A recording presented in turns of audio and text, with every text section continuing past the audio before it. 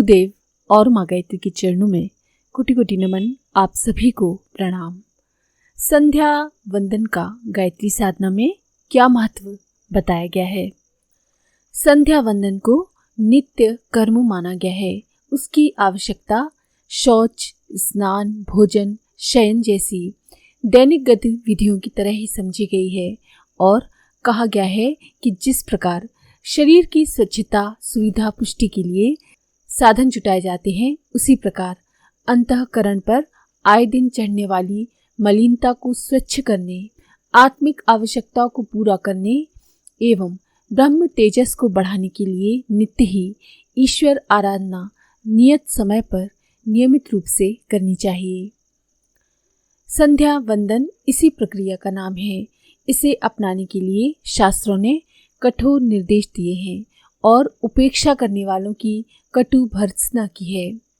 संध्या को नित्य कर्म ठहराते हुए स्थान स्थान पर द्विजत्व की धारणा के लिए भी संकेत किए गए हैं और कहा गया है कि संध्या तो करनी ही चाहिए, पर उसका समुचित लाभ होना हो तो द्विजत्व की जीवन साधना को भी अपनाए रहना चाहिए। यदि इस ओर उपेक्षा बरती गई और मात्र पूजा प्रक्रिया को ही पर्याप्त मान लिया गया तो काम नहीं चलेगा।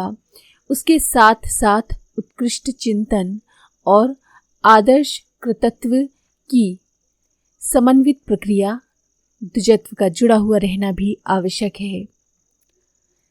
संध्या का सामान्य निर्देश तो हर किसी के लिए है, पर साथ ही ये भी बताया जाता रहा है कि उपासना का पूरा लाभ लेना हो तो द्विजत्व के नाम से जानी जाने वाली जीवन साधना को अपनाए जाना भी अनिवार्य रूप से आवश्यक समझना चाहिए। ऋषि याज्ञवल्क्य जी ने कहा है, प्रातः काल तथा सायकाल संध्योपासना और गायत्री जप जो ब्राह्मण करता है उसका सकल पाप नष्ट हो जाता है।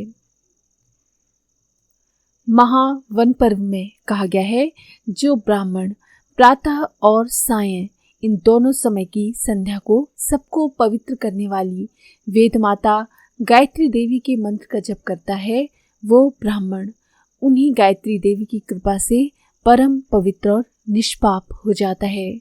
मनुस्मृति में कहा गया है, जो लोग दृढ़ प्रतिज्ञ होकर प्रतिदिन नियम पूर्वक संध्या करते हैं, वे पाप रहित होकर ब्रह्मपद को प्राप्त होते हैं।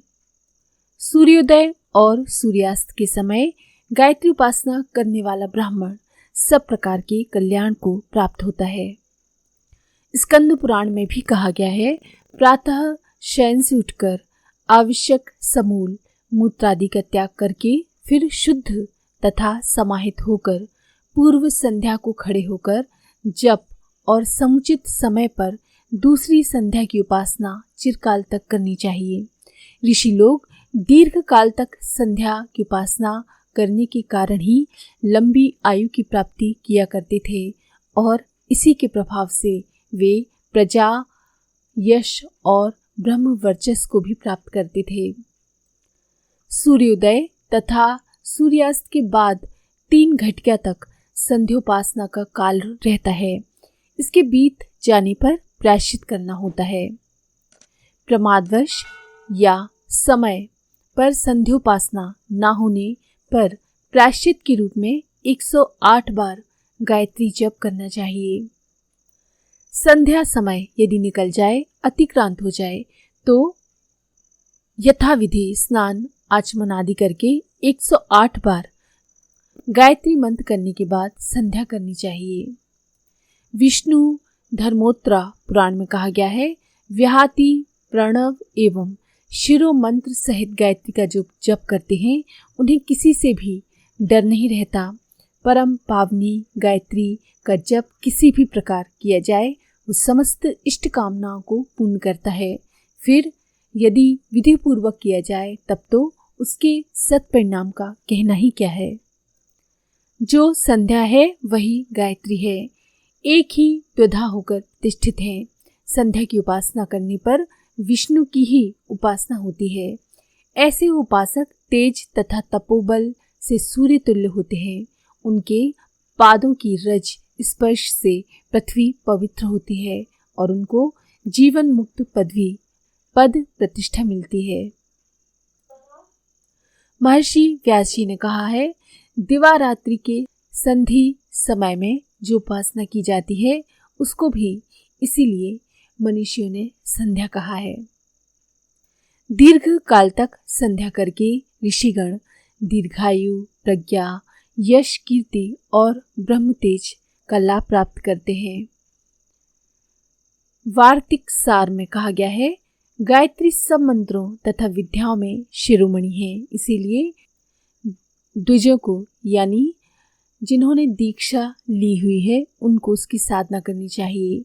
2 ओमकारों द्वारा संपुट की गई और 3 व्याहतियों वाली देवी गायत्री की उपासना करके जो धर्म, अर्थ, काम, मोक्ष इन 4 वर्गों को नहीं साधता वो अंधी बुद्धि वाला है।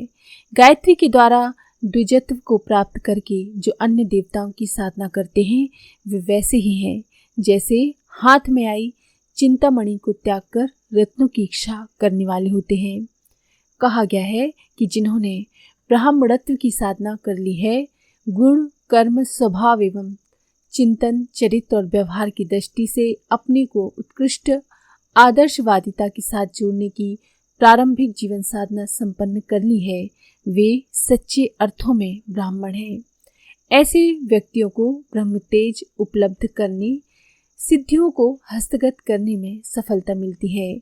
उन्हें ही साधारण उपासना तक सीमित न रहकर गुप्त और रहस्यमय गायत्री साधना के क्षेत्र में प्रवेश करने का अधिकार मिलता है।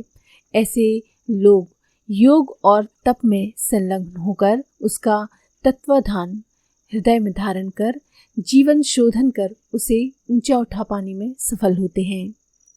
देवी भागवत में उल्लेख आता है, जिसे ब्राह्मणत्व ब्रह्म तेज प्राप्त करने की इच्छा हो वो गायत्री महाशक्ति की उपासना करे। जिसे अन्य कामनाओं की ललक हो वो अन्य देवताओं को पूजे। गायत्री उपासना से साक्षी बुद्धि, ऋतंभरा प्रज्ञा का उदय होता है। यही वेदों का सार है। पापों से निवृत्ति और पवित्रता की सिद्धि इसी से मिलती है। ब्राह्मणत्व की उपासना करने वाले के लिए यही साक्षात ब्रह्म है। ये शिरोमणि मंत्र है। इससे बढ़कर तंत्र या पुराण में कोई भी मंत्र नहीं। इसी ग्रंथ में आगे भी कहा गया है, गायत्री ब्रह्म तेज रूप है, पवित्र एवं संस्कार रूपणी है। आत्मशुद्धि के लिए उसी की उपासना करनी चाहिए। सार यही है कि गायत्री ब्रह्म रूपणी है। ब्राह्मणत्व की स्थापना के लिए उसी की उपासना करने का निर्देश देते हुए कहा गया है, ब्राह्मणत्व की स्थापना के लिए गायत्री की उपासना करें। इसी से द्विजत्व, दूसरा देव जन्म भी प्राप्त होता है।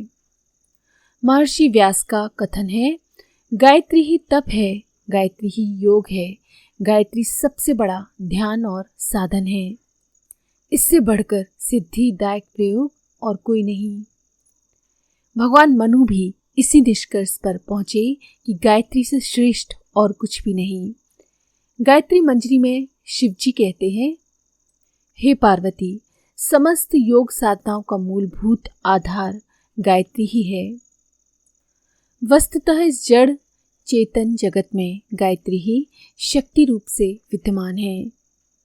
साधना क्षेत्र में इसी को जीवनी शक्ति, प्राण ऊर्जा, कुंडलिनी शक्ति आदि नामों से पुकारते हैं। ब्रह्म तेज की ब्रह्माग्नि की ब्रह्म वर्चस्व की प्रतिक्रिया है।